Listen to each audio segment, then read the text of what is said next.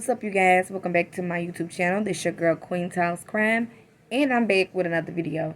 I hope everybody had a great and productive day. Feel free to comment your opinions or questions when we get through with this video. Shout out to John Q. He had a great live tonight, and I did send him a couple of questions because he's gonna have my mind racing. My mind already be on these kids at work. All day. I'm thinking tonight in the shower. I'm just thinking and thinking more questions, more possibilities where we could go searching. My mind was just going and going and going. But yeah, shout out to John Q because the point he made brought out things that kind of make more sense, and why Don and Candace are acting the way they acting and not being 100% truthful. And we already knew there was a lot of things that they were keeping to themselves, okay? And they wasn't disclosing. So we already knew that, okay? So the point he made tonight in his live made a lot of sense. Goes to why they are behaving the way they're behaving and withholding things that are withholding. And it brought more questions. Okay. But yeah. So I emailed those to him and hopefully he'll get back to me. Well, he will. He's good for emailing me back. Yeah, so I want to get his opinion on that. Anyway, so this video tonight, I'm gonna try to do a live tomorrow, you guys. I have a busy weekend, but the kids go back Sunday. They go back to visit their dad.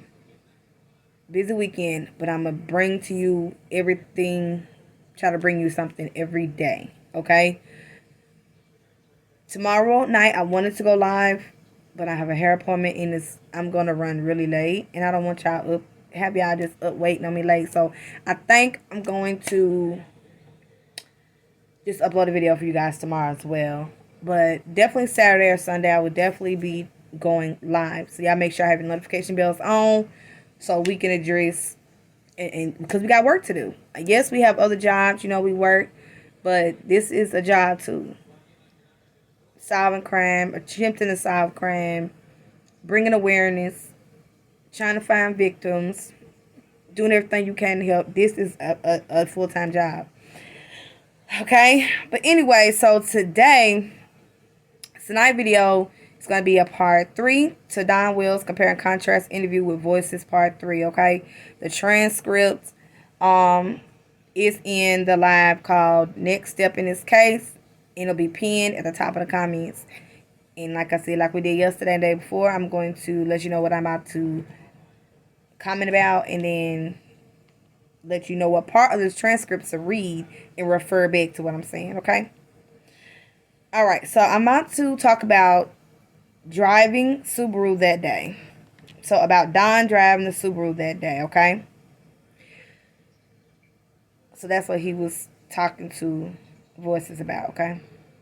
So Don wants us to believe that the Subaru has been sitting there, not being driven, and just basically collecting dust, in other words, okay? My question is, don't Candace drive the Subaru? Wouldn't she be the one to, you made it seem like it's just sitting there and not getting no miles driven on it, like it's pointless. But don't Candace go places and travel and things like that with those kids on a regular basis, especially summer? So with that being said, she should be I would thought they had been putting the miles on it, unless she's driving grandma's car. And if she's driving granny's car a lot, then that makes me wonder what was the point of this Subaru, or who's really the Subaru for, or who's really driving it. Okay, but anyway, but my reasons to why you took the Subaru that day. I mean, it was kind of weird that you decided to start driving the Subaru when the exact day your daughter goes missing. You wanted to start making these changes out the blue, today I'm going to take the Subaru because I just want to start putting more miles on it, It's just sitting there. But from what I've heard Candace state, that she goes and does things with the children. So I would assume she'll be driving the Subaru, right? Because when Granny need her car to go to her appointments and things like that. So that just was kind of weird to me. So I want to point that out. Does Candace, like I said, it's a perfect time to put miles on this car. So that was weird, right? Does Candace drive it? That's a question because a lot of times when we've seen her, she was driving her mother's car. So who's really driving this Subaru, or is it just sitting there? Or is this a controlling mechanism for you, Don? If does what you say is and act okay, she gets to drive it. If not, she got to drive her mom's car. I'm just asking that question because she's not really in the car a lot like I would thought she would be. She's a lot in her mother's car. But yeah, you normally drive your work truck, and today, that day, June 15th, you chose to what? Drive the Subaru. So basically I'm saying Candace should be able to drive and put miles on that car. So, and then the whole talk of, your job and who all saw you and everything, we already know that's pretty much going towards the setting up of the alibi, okay? To make sure to inform your boss that you saw that day, okay? So we get that. So next part of the transcript I'm going to about Grandma's truck. So it was asked, did Grandma's truck have a topper on it? And he said, yes, it has a topper on it. It's just a lot of red trucks. I don't know. Maybe they like the color red. But I'm going to keep that in the back of my head, okay? A lot of red going around. Let's move on to the next part of the transcript about the red toe. He said, someone commented about the red toe. Lets me know that Don is watching very closely to everything that people are saying. Okay? Because the YouTuber asked Don about the red toe. And he was saying even himself, he blew the picture up, the photo, and he zoomed in. This is what he said. He zoomed in, blew it up, and he couldn't tell, to be honest. And don't forget to be honest, what Chris and Steve told us, right? Informed us, educated a lot of us on who did not know what to look for. So, which lets me know that he knows more about this photo, okay? He knows a lot where it was taken, and if that's a tote or not. I mean, because you took it upon yourself to take the time, look at the photo, zoom in, blow it up, to see what everyone is talking about. But you're right there. Candace is in that car, so you know everything around your property. You know pretty much what's in those cars. So you would know firsthand, okay, if that's a tote or not. You would know, okay? And you probably know the location of even where she was at. When that video or photo was taken, you probably know all of that information. I would not be surprised. Okay? But yeah, I just think he knows something about that photo, and he just doesn't want to really give us the information, about it. He don't want to disclose it. Which is fine because, like I said, the truth will always come out. We will find out. It will come out if that's a tote, a truck, whatever it is. We will find out about that, okay? So, no biggie. But you keep on watching Don and changing your interview responses, okay? About the 911 call. So we're moving to next part of the transcript, and you'll see about 911 call, okay? So she asked him, were you already on the way home? Okay? What I have to say about that was, so y'all go, when you read his responses, what I have to say to his response. So how was he not sure? Because he said he wasn't sure if he was already on the way home. How are you not sure how are you not sure? Period. How are you not sure if you was on your way home from work? I mean, it's very simple. Were you done working? Did you have plans to stop somewhere else on the way home? That response was weird to me. Then Don, he gets extremely detailed, okay, on how fast he was driving.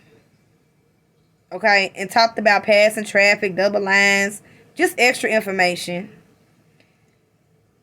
why feel the need to be so detailed when normally you're not? And when we ask you simple questions like what time did you get up? What did you eat for breakfast? What time you go to work? You can't give us none of that. But you are very detailed when it's something that you want to be detailed on. So I noticed that about Don, okay? In his responses in his interviews. He can get re detailed if he wants to.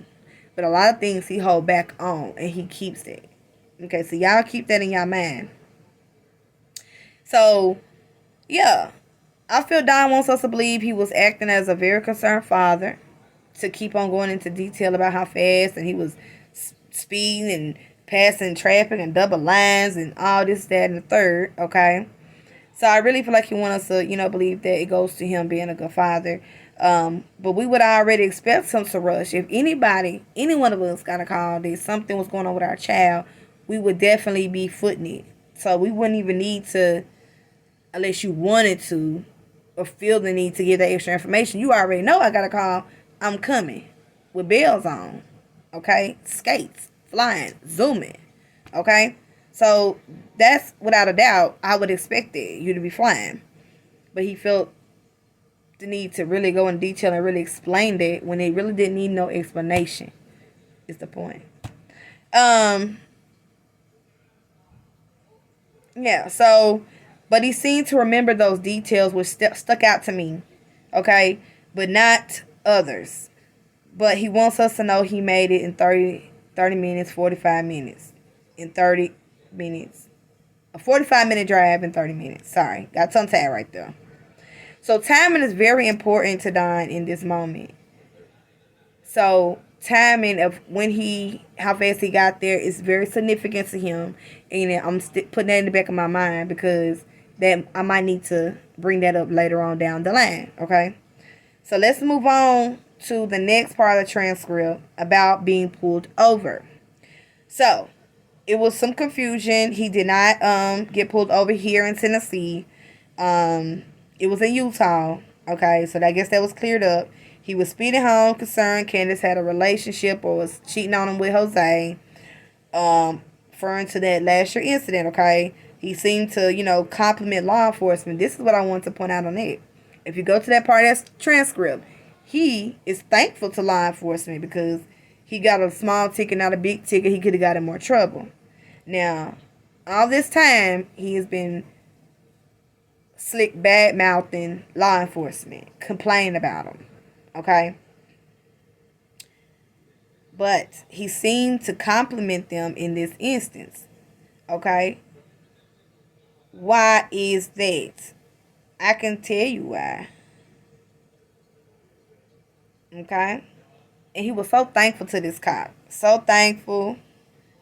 So is Don paying close attention to Steve and Chris? I'm telling you, I think Don is watching them every time they go live. He is putting the notification bell on. He got the volume up. He is studying everything they're saying. He's probably jotting down notes. I would not be surprised if he's not jotting down notes, okay?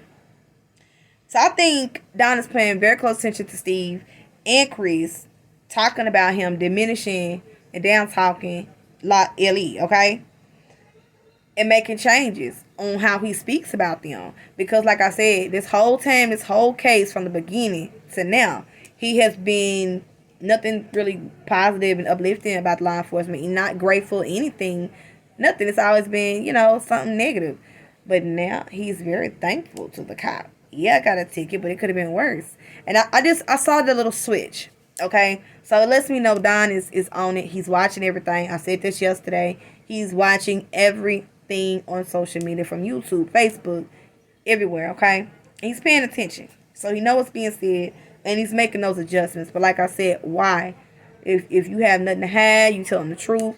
You won't need to make no changes to anything. The truth is gonna remain the same. All right. But I just want to point out that change. Okay, I really just want to point that out. So let's talk about next part of the transcript. About going to the shed first.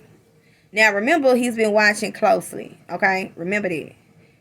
Interviews are already tainted. He's already been making changes, especially since after he had his interview with Chris. everything is really been tainted and changed. Okay, a lot of things I observed. Can't speak for nobody else, but I know what I observed that's been changed. Okay, so he states that he went to the shed first because he knew they were looking all over already. So he felt the best place to go was by the creek. But why? Okay. So is that a place someone likes to play at? Okay, you said she wasn't in the norm to stray off alone. Okay, that's not the norm of her. She don't stray off alone. Y'all pretty much scared her to death. Okay, so you make a definite point to point out that you did not go to the shed. Okay, but went by it because in Chris interview you did say you went by the shed. Okay, or you went to the shed, if I'm not mistaken. Yeah, I think you said you went to the shed. You went straight to the shed. Something in that area. I have to go back and check to be 100,000%. Okay. But anyway, so yeah, so you said you went towards the shed in the interview. Now he's making a definite point to say I did not go to the shed. I went by it. Okay, so he wants us to really know that he didn't, he's changing his stance. Okay.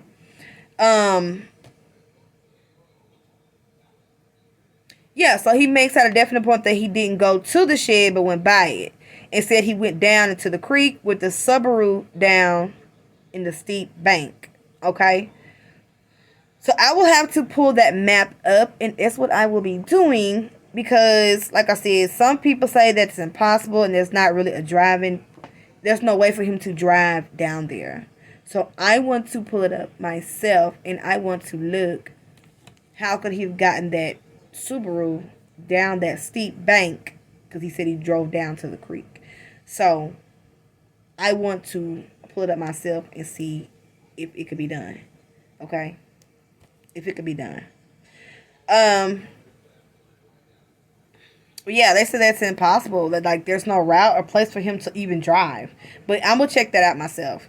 Okay, because if it's not a pathway, then it will be a great search area to look for someone because he brought it up, because he addressed where he looked, and that is the first place you thought of to look. So that will be a place that I would like to go search if he did not drive there. But period, just because he went there first, I wouldn't mind getting a couple people together and just going to look if law enforcement haven't searched it already. But people change and move things all the time. So people move bodies and things like this. So you just never know, okay, what you will find. So it's good to just repeatedly keep searching until she is found. All right.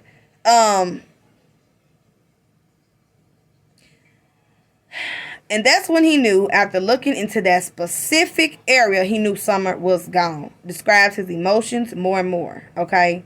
Then he states he turned around and might have walked in the shed at the time. But didn't you just previously state that you didn't go to it? Okay.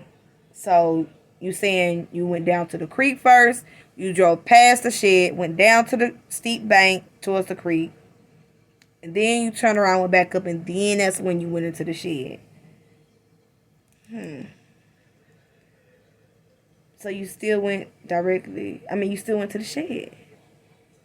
I believe what you said. I can believe what you said the first time. I believe you went straight to the shed. But you're really trying to switch up what you're saying. But you don't even know. You're still saying. You can't change your words. It's not going to change anything. Okay?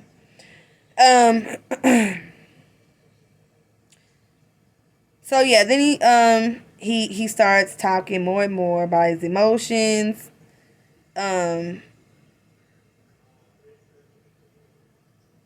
Don was so sure that he went by this shed, and you could tell he just switched up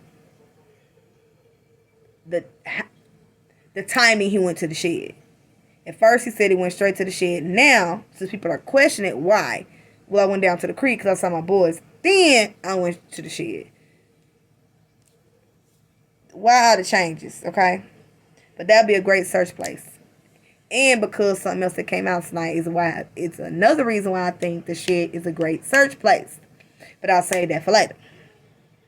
So these things really stick out to me, okay? Places that need to be researching, and if you haven't been searched, even that creek. And don't forget, he backpedaled again about law enforcement being there.